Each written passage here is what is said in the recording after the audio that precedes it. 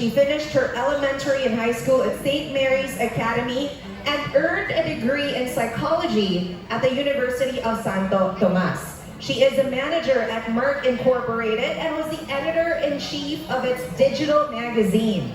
Having received her certification in interior design from New Zealand, she is also a home stylist who focuses on beauty and functionality. Now, what does she enjoy doing? She loves to sing, play golf, and is a travel enthusiast who chases autumn across the world. She is the author of the best-selling collection of letters, Mga Sulat na Para Sana Sa'yo, from Paper Cat Books. Please put your hands together for Miss Vanessa Cruz Zapata.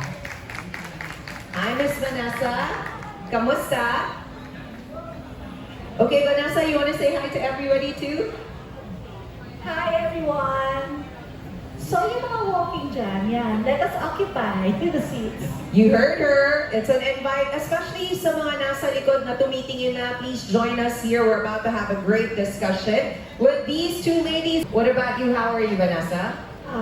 So happy that we will be able to share our knowledge regarding selling to our authors out there. Oo, sa mga self-published Yeah. authors especially, di ba? Ano kaya yung mga Challenging tricks? Oo, tsaka yung mga challenges that they will be Yeah. facing. Yeah, we'll be tackling that indeed. Vanessa, as someone who's from the corporate world, you're a sales manager in a multinational company. What corporate techniques did you bring with you and best practices did you use to sell your own book, your best-selling book? Okay. For every selling, iisa lang talaga ang key. Yung 4Ps natin. It's the product, it's the price, it's the promotion, and the placement. But I am adding one. Okay, It's which the is? publishing house. Okay. So for sellers like us na mga self-published authors, so yung product, it has to, relate to the people na would buy your product. So, dapat yung demographics, alam mo. So, for example, mga sulat na para sana sa'yo is for the women, siguro ages 28 and above. So, dapat alam mo yon, diba? And then, also, pagka you try to sell it to other people, just make sure na nakaka-relate ba ako? Am I relating to the letters? Okay. Am I relating to the story? Yun yung first. And then the second is price. Price, okay. Price point. Important yan. I am lucky enough to be a part of Paper Cat. So parang they guide us to this is the retail price. Tapos syempre, when you sell something, it has to be quality, diba? Oo. Maganda yung paper, maganda yung pagka-bind, walang mga grammatical errors, para mabigyan mo din siya ng premium price na worth naman your effort. Yeah. Yeah. So, yung place naman, ito yung placement. So, you promote, you're so sikat in social media, pero they cannot find Where the book is. So, dapat, you also have a platform na online. Tapos, like us, we have a physical bookstore, fully booked, where they can buy the books. Yeah. Kasi it's very hard to, na-entice mo siya. You were able to tell her, okay, buy the book. But where ba? Oo. Diba? So, very important din yung placement. And then the second to the last is promotion. So, if you don't have the marketing arm, if you don't have a publishing house like Paper Cat Books, you can use your social media platform. Kung you don't have those means to promote your book. Okay. And then for the last one, which I said, is the publishing house. Yeah. Kasi in Paper Cat, we have our own network, we have our own community, and we support each other. And also, our hello, COO. Our COO gives us ways and network to, for us to promote ourselves. Like for instance, this. Yeah. They make us experts in our field. And then when we have these exposures, it will entice people to buy also your book. Yeah. So 4Ps plus the publishing Yes. company. The 4Ps, is that something you use as a sales manager? Is that a Yes, well-known yes, strategy? yes. Okay. Miss Vanessa, I think a very important factor is, as you said, the publishing company, right? And a lot of folks are probably saying, okay, fine, maybe you had connections, maybe you knew them beforehand. But my question is, how did you find Paper Cat Books or publishing company? Because a lot of folks might be asking, well, how do I find that publishing company for me? How did that happen for you? It's serendipity. Wow, Wow, serendipitous. Okay. So, my first, when I was about to publish a book, so I have the manuscript already. Parang people were really telling me, I will help you, I will help you, I will help you, I will help you edit, I will help you design. And then the helping took around 5 years. Okay. And the book was published. And then a friend of mine is a doctor, Dr. Oliver, Raymond Oliver Cruz, referred me to Kat. And our love story started. There you go. Yeah, and then, you know what? I enrolled in her mentoring program April. Uh-huh. I released my book October. Wow. Where's Miss Cat? She's walking away from me saying, wave. You know, she's made that happen for a lot of authors, including one of my friends Yes, as well. Yes. And she's very good at, the promotions and stuff. Alam mo, she's our mother ka. Okay. Yes. Now, Miss Vanessa, last question. There are folks out there, and especially some authors, di ba, na medyo shy. Hindi sila salespeople. What's your advice for them on how to market their books, their products to the world? Kung hindi nila gusto yun, kung medyo introvert sila. Pero a lot of authors are. That's why. Like me. I can't say, are you an introvert? Shy. It's hard to believe. I'm You very seem shy so- kasi. okay. Talaga joke. Hindi. Oh, joke, So diba? yung mga talagang super shy, diba?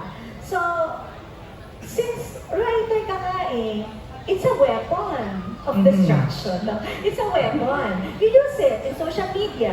You don't have naman to go live and stuff. You You can just just write. put a great caption, for example, to entice people, be engaging, be relatable using writing. Uh-huh. And also, you can use also your buyers to promote your product. If it's a good product naman talaga kasi, people will buy, diba? If, and one thing more, pwede ka pa din example, shy ka ng ganito live. Hard ang live kasi hindi mo na mabawi whatever you want to say, diba? Nasabi mo na So, pwede ka lang mag-record. I-record mo na lang, You can mag-shoot edit. ka, i-edit mo, diba? Para at least yung mga Curated. ma-minimize yung mistake, yung gano'n, yung kung sobrang kang shy. Or use another personality like you.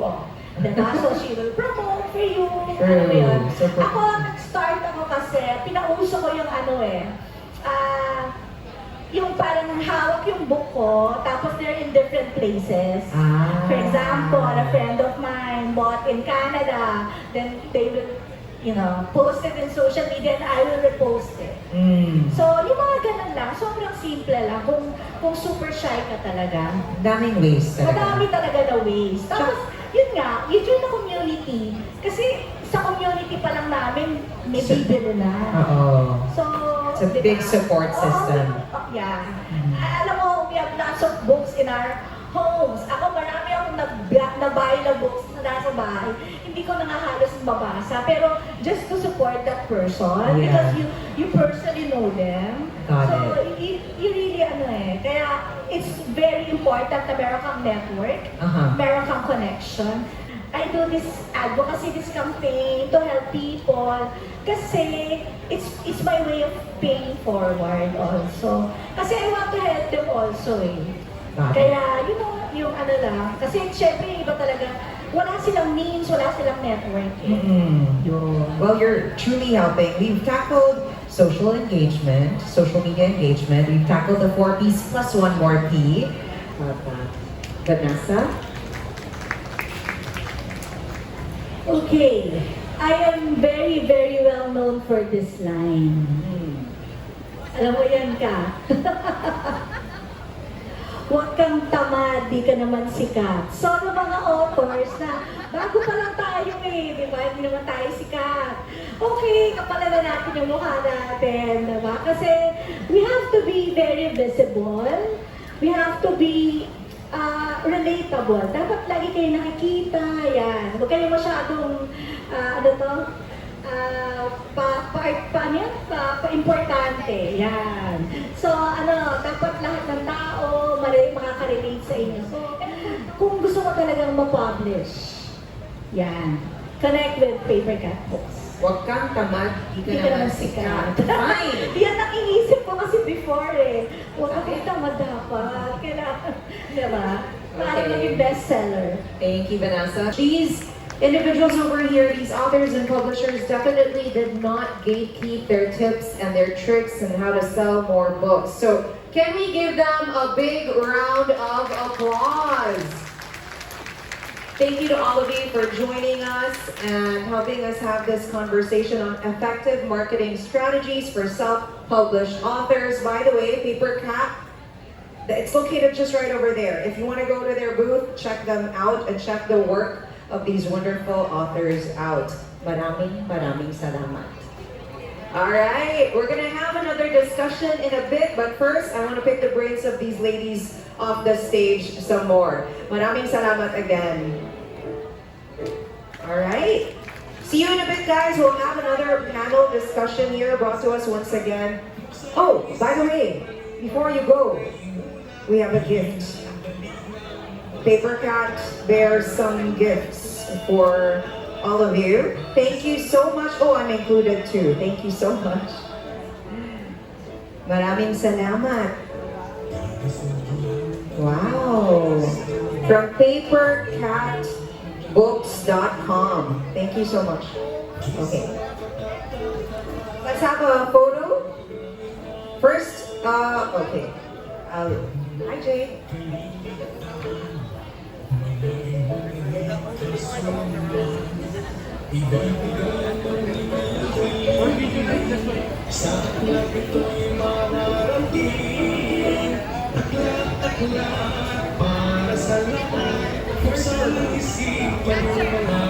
Alright, a big thank you once again, and also thank you to Papercat Books for making sure these ladies are with us this morning. Can we clap our hands once again for all of that?